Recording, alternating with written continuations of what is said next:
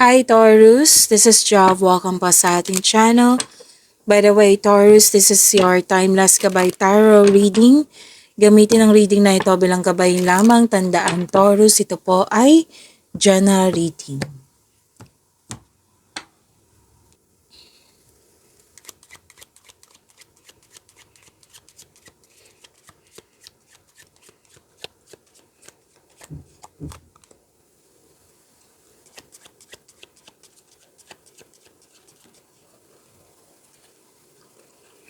May mga kausap ka dito. I believe this is your family or tinuring mong family. Dalawang card po kasi nag-clarify dito. Meron din naman ng grupo ng tao na naging loyal sa'yo. Actually, Taurus, nagbabalanse ka dito. It might be na nag-uusap kayo. Hindi siya it might be, nag-uusap kayo. Tapos may nag-gather ka ng factual information, experiences nila. Ito, tama ba tong gagawin ko? Yung options ko, ito yung gawin ko. Ano yung sa tingin nyo? Yan. Humihingi ka ng opinion nila. Lalo na't yung experience nila, Taurus. At sabi din dito na you're weighing pros and cons. May ipuput test ka din. Oo, like, may itetest ka kung effective ba to. Yan. May narinig ako dito, Taurus ito much better to kasi na may experience na akong ganito. Yan. Siyempre, ang final say niya is ikaw yung mag-decide, ikaw yung magagawa ng desisyon niyan. Yan. So, may mga kausap pa dito. Puro, conversation nga, salita ng salita. May negotiation din ako nakikita dito. Pwede din interview po ito, Taurus. Pwede kasamahan sa bahay o na tinuring mong parang pamilya. Pwede din literal na pamilya to.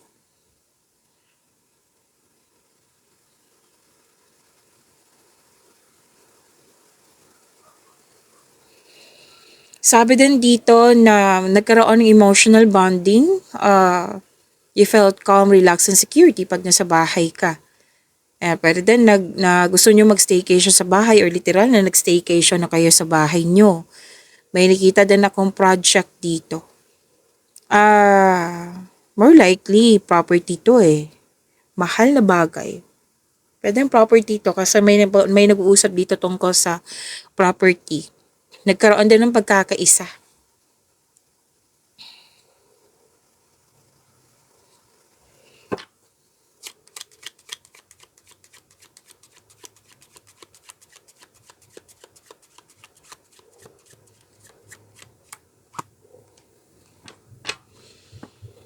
Makaka-receive ka ng magandang balita, Taurus. May positive result, may announcement, may nakapasa sa test, sa exam. Yan, congratulations.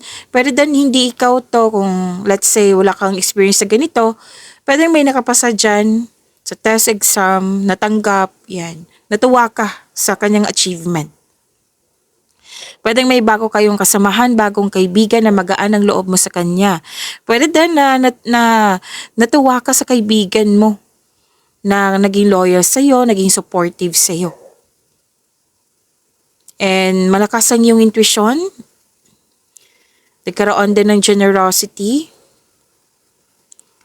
At sabi din ng iyong card na itong mga balak mong gawin, kailangan magkaroon ng strong values and syempre good intention para magtagumpay ito.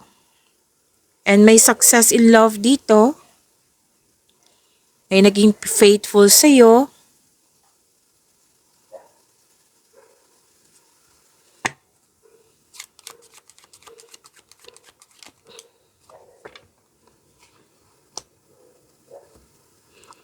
Ang advice ng card dito, kasi may pagbabago, pwedeng nabigla ka sa pagbabago na ito.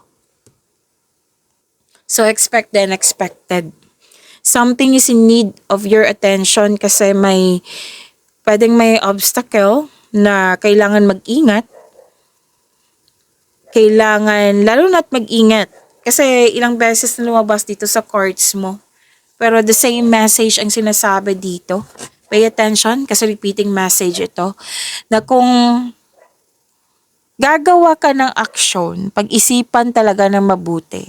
Kung ano yung mga possible consequences ng bibigyan mong aksyon. Like, stop and rethink. Kasi kung hindi mo siya bibigyan na panahon para pag-isipan, na pabigla-biglang desisyon, magsisisi ka kung hindi kayo mag-iingat. So, stop and rethink the consequences of your actions. Okay? Tapos, iwas na lang po sa argument kasi mukhang na-provoke ka dito, nagalit at nasaktan kaya nagkaroon ng argument.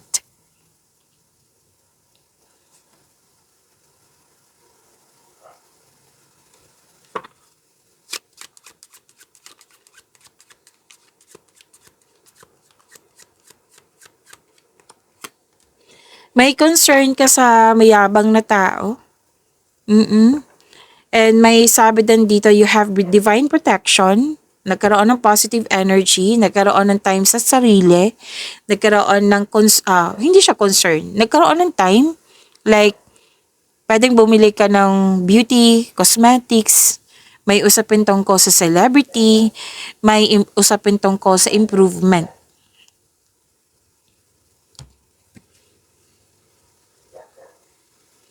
May sabi din dito, Taurus, na may magaganap na kasal, proposal, engagement, at andito pa rin yung bonding, andito pa rin yung agreement. May kontrata din ako nakikita dito, may buntes, mabubuntes.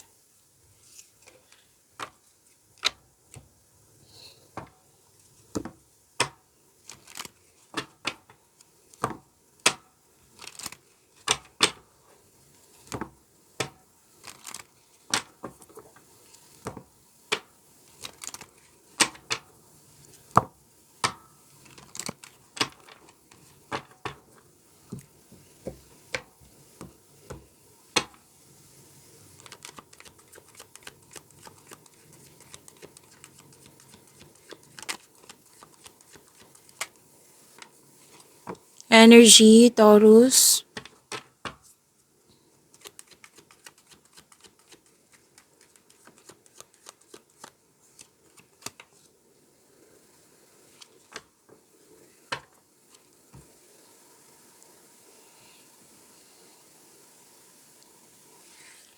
Taurus, this is your energy.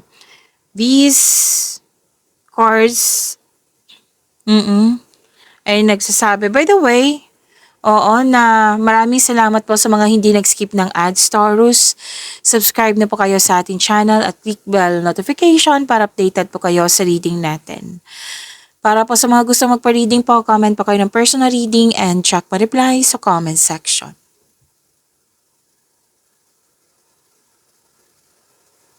May celebration, togetherness, which is ilang beses na lumabas dito. I think 1, 2, 3, 4. 4 na cards kasi dito. At dito din lumabas sa tarot cards nyo. Celebration, togetherness, bonding, community. Marami din ginagawa at the same time. May pagdiriwang. At nag-spend time ka sa mga taong malapit sa iyo. And this is also means a stress reliever. Para din may ganap na groupings or collaboration. At itong grupo ng taong ito, very supportive sa iyo.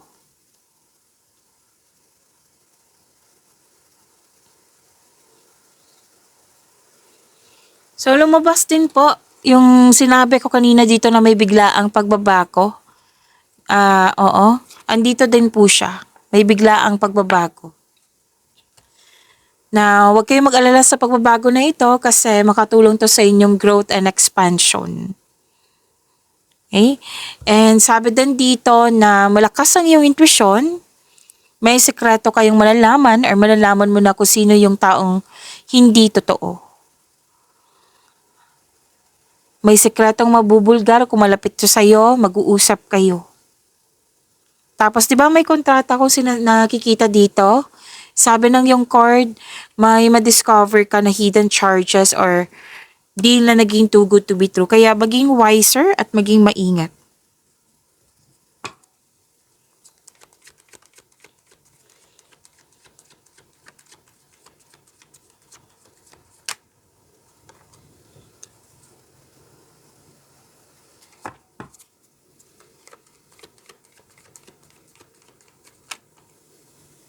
Okay, ang dami nito. Kunin na natin.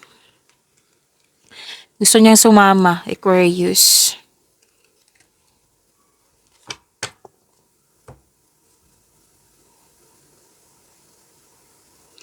Sa career and money niyo po, nakikita ko dito na gumagawa kayong matibay na plano. So, take time, wag magmadali. Itong fear na ito, i-release mo na ito kasi yan yung pumipigil na hindi ka makagawa ng desisyon agad. Syempre, kailangan maging maingat, wag magmadali na magkaroon ng desisyon. Kumbaga, gumawa ka ng konkretong plano. Okay, na i-release mo tong fear na nakikita ko dito. Kasi hindi siya talaga makakatulong sa iyo, lalo na sa career and money mo.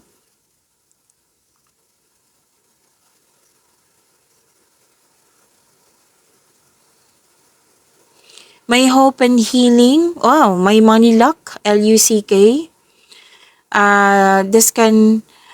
Okay, may sabi din dito, awards and fame. May pag-asa kang madama, maging positibo at gumawa ng paraan. At sabi din dito na hard work at dedikasyon for financial prosperity. Patuloy mo lang yung pagsisikap mo. Keep up the great work.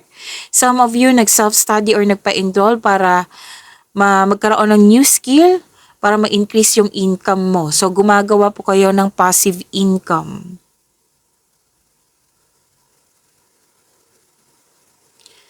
So, at the end of the day, gagawa kayo ng desisyon at magiging honest kayo sa inyong sarili. Sabi din na yung card, magaling ka sa mga ginagawa mo, magaling din po kayo na leader.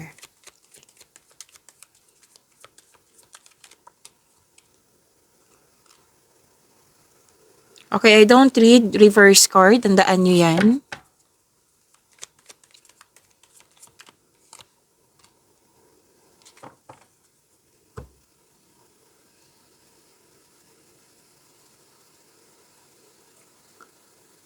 Taurus, huwag niyo kalimutan na mag-subscribe sa channel natin at i-click yung bell notification para updated po kayo sa reading natin.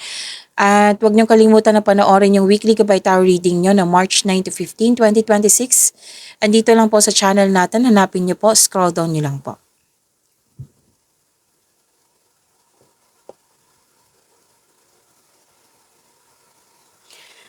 Okay,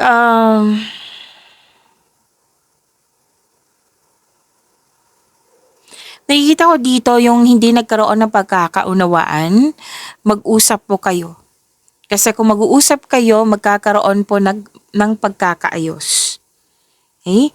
And sabi din dito na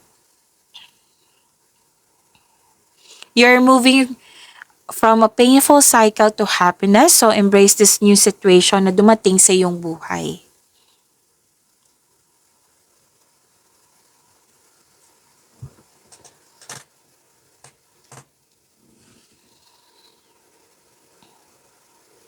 Okay, para sa mga relasyon sa buhay mag-asawa,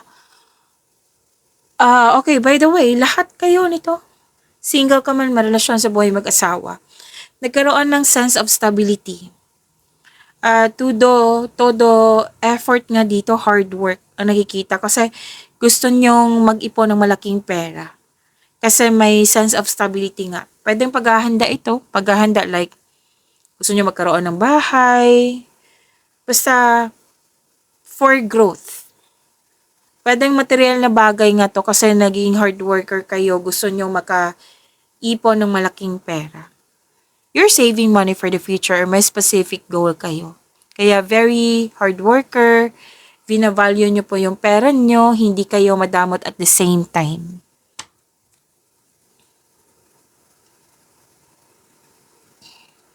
At sabi din dito na sa mga single, may parating na partner na mabilis, aggressive, posibleng bata pa to sa'yo or youthful pa ang attitude.